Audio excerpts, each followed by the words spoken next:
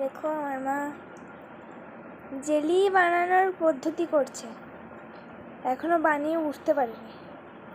ফার্স্টে তরমুজগুলোকে কেটে নিয়েছে, এই যে তরমুজের খোসা, ফার্স্টে তরমুজকে কেটে নিয়েছে, তারপরে ওই লাল অংশগুলো একটা বাটিতে রেখেছে এবং তরমুজের খোসাগুলো ছাড়িয়ে, মানে সবুজ অংশ ছাড়িয়ে সাদা অংশগুলো একটা বাটিতে রেখেছে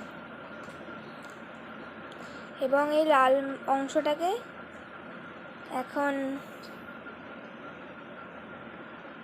মিক্স করে রসটা বের করে নিচ্ছে।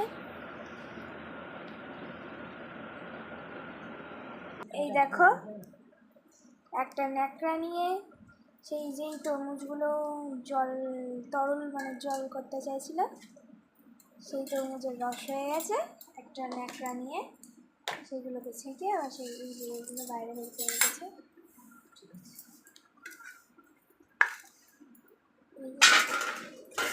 আর এই যে রসটা